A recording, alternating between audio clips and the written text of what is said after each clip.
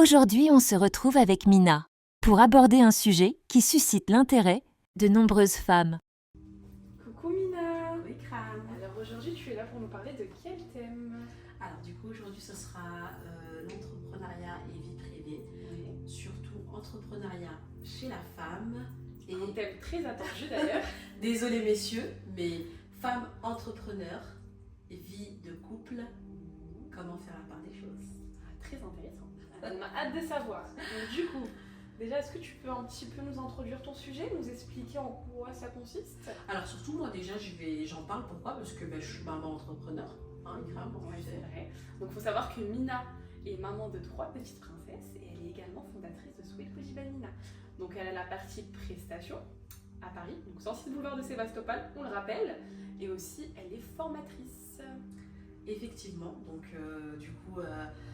je le rappelle encore une fois pour celles qui ne savent pas, moi j'ai été RH pendant à peu près 15 ans et donc je me suis retrouvée ici un peu par hasard, donc je n'ai pas en fait voulu devenir tout de suite entrepreneur, ça m'est tombé dessus un peu comme ça, mais au fur et à mesure du coup j'ai grandi et j'ai évolué de manière en fait logique en fonction de ce que je proposais.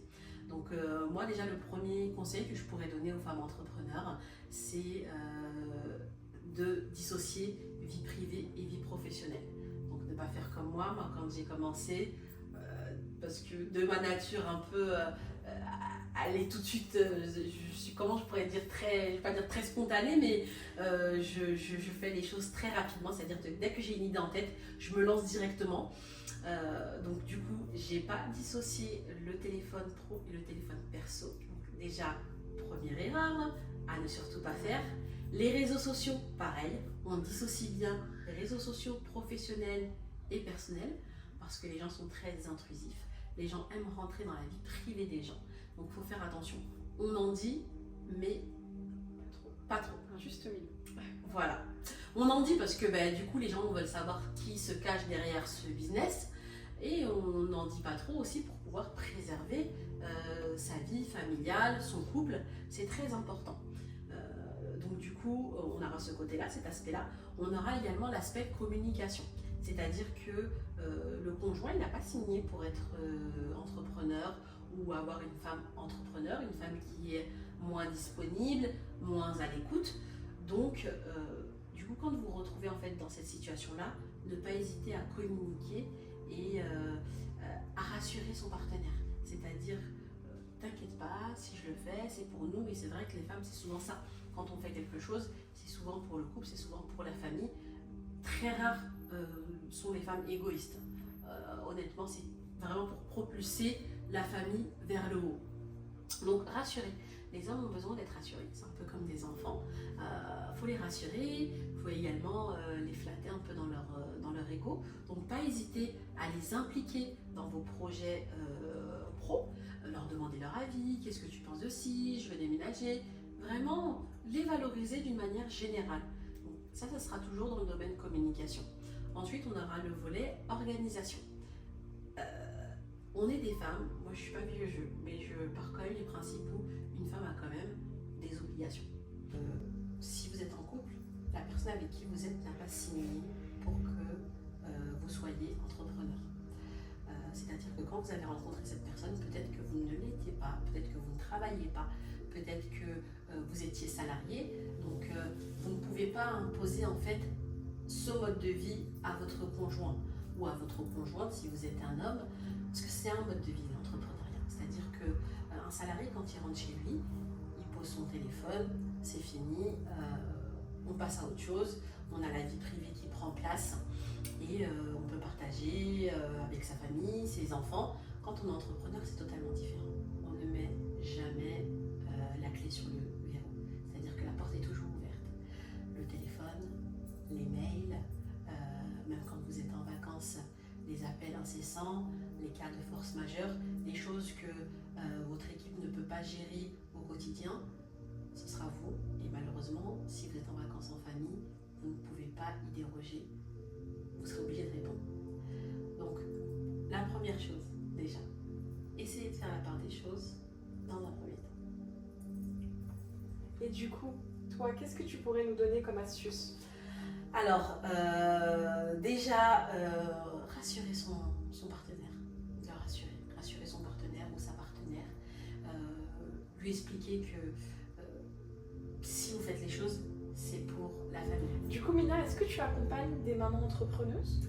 Effectivement, donc du coup, après la suite logique, prestation, formation, voyant que certaines personnes rencontraient des difficultés dans le domaine de création d'entreprise, à l'issue des formations, d'une manière naturelle, on échange avec mes stagiaires pour voir ce qui va pêcher ou pas, tant au niveau perso que pro. Donc moi, je vais leur donner tous les types, mais également, on aura d'une manière plus poussée et plus profonde le volet création d'entreprise, où on accompagne toutes les femmes, d'une manière générale, même celles qui ne sont pas formées chez nous, pour tout ce qui est création d'entreprise, au niveau de la communication, au niveau du social, au niveau de la comptabilité et au niveau du relationnel. Voilà. Et toi, du coup, comment tu arrives à faire ce séparatisme donc, entre ta vie professionnelle et ta vie personnelle? Est-ce que tu as des astuces en particulier ou est-ce que c'est juste comme ça, tu l'as fait depuis le début? Alors non, moi je ne l'ai pas fait depuis le début, comme je vous l'avais dit. Je n'ai pas dissocié au niveau des réseaux sociaux et de ma ligne personnelle. Donc au niveau du téléphone, c'est la ligne pro et perso. Donc à ne surtout pas faire. Bien dissocier les réseaux sociaux. Pour résumer vraiment, on dissocie cela, on s'organise bien dans sa vie privée et dans sa vie professionnelle. On rassure son conjoint, sa famille. On s'entoure des bonnes personnes, niveau amical et niveau familial. On balaie les ondes négatives et on essaye de profiter un maximum. Donc, pour ma part, j'essaie de voyager, j'essaie de faire un maximum de restos, voilà, j'essaie d'aller dans les parcs et vraiment immortaliser en fait des moments. Le temps passe très vite, la vie passe très vite. On n'aura pas toujours la santé, on n'aura pas toujours la vie, donc il faut profiter avec ses proches, parce qu'en fait, on va tout laisser, on va rien emporter.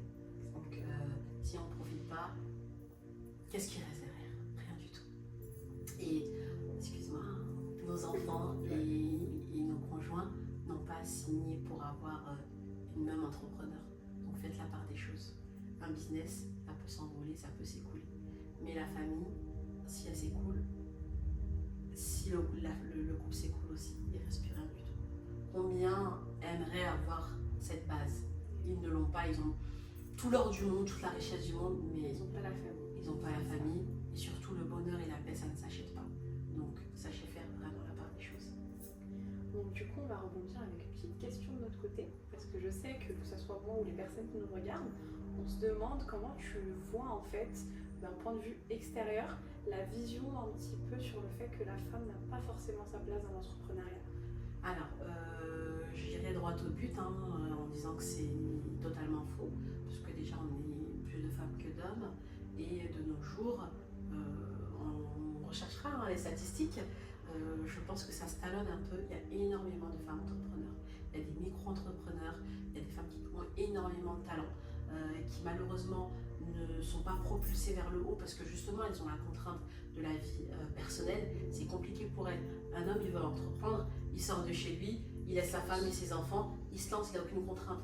Nous les femmes, si elle a des enfants, ben, elle doit s'occuper de ses enfants, elle est enceinte, ça la ralentit, on est diminué, donc on a des choses de la vie en fait qui vont nous ralentir. Mais déjà ça montre que on peut aller plus loin et on a plus de détermination parce que malgré ça, on y arrive. Malgré ça, on y arrive. Donc on a totalement notre place et on a les épaules larges. Donc il n'y a pas de souci à s'en faire. Il n'y a pas de souci à se faire vraiment. Il faut y aller. Persévérance, ambition, rigueur et faut aimer ce que vous faites. Si vous n'aimez pas, ne faites pas les choses parce que vous avez vu pour un effet de mode. Non, jamais. Vous allez tenir 1, 2 ans, 3 ans maximum. Ça va s'écouler. Ça va s'écouler. Combien ont ouvert des instituts en même temps que moi et au jour d'aujourd'hui est-ce que c'était pour l'argent? Est-ce que je sais pas trop, sans vouloir juger, hein, mais voilà, faites les choses parce que vous aimez, faites les choses avec le cœur. Et du coup, Mina, on te remercie. Tu as répondu à toutes nos questions. Au plaisir. Et puis, je pense que les filles, vous avez pu comprendre de manière assez claire qu'on peut être maman entrepreneuse, femme entrepreneuse, malgré les aléas de la vie. Et puis, il faut juste persévérer. Et comme Mina a dit, trouver un équilibre, un juste milieu. Exactement. pas que vous pouvez retrouver Mina dans son institut. Donc situé dans le 3e arrondissement à Paris. On te laisse nous rappeler l'adresse. 106 boulevard Sébastopol. Donc Mina a aussi l'accompagnement à la création d'entreprise, donc elle accompagne des femmes, des hommes à se lancer dans le business et elle forme aussi dans l'esthétique et dans le domaine de la beauté.